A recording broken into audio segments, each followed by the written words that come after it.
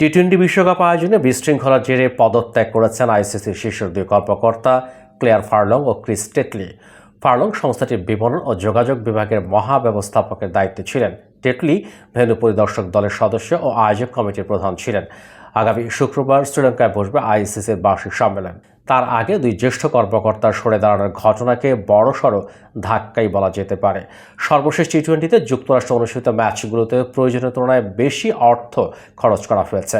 এ নিয়ে আইসিসির পরিচালনা পর্ষদের বেশ কয়েকজন সদস্য প্রশ্ন তুললে পরিচালক পঙ্কজ খিমজি বিশ্বকাপে আয় ব্যয়ের পুঙ্খানুপুঙ্খ হিসাব জানতে চেয়ে সব সদস্যের কাছে চিঠি পাঠান এবং তদন্তের আহ্বান জানান।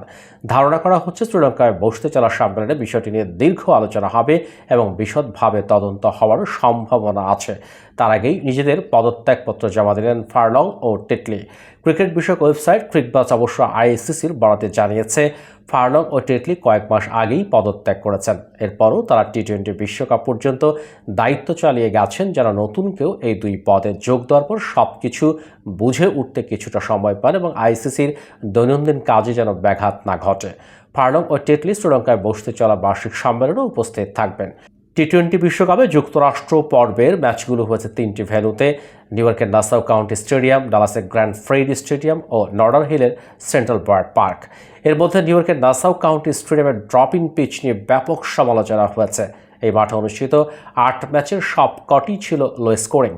অস্ট্রেলিয়া থেকে নিয়ে এসে সেখানে বসানো পিচগুলো ব্যাটসম্যানদের জীবন দুর্বিষহ করে তুলেছিল। অর্থ অপচয়ের ব্যাপার তো আছেই। ধারণা করা হচ্ছে ওই মাঠ সংশ্লিষ্ট বিভিন্ন বিষয়ের দায়িত্বে থাকা ফার্লং ও টেটলি গড় পর্তা মানের পিচ নিয়ে বেশ চাপে ছিলেন। আইসিসির সম্মেলনে এই ইস্যুতেও জবাবদিহি করতে হবে বলেই তারা পদত্যাগ করেছেন।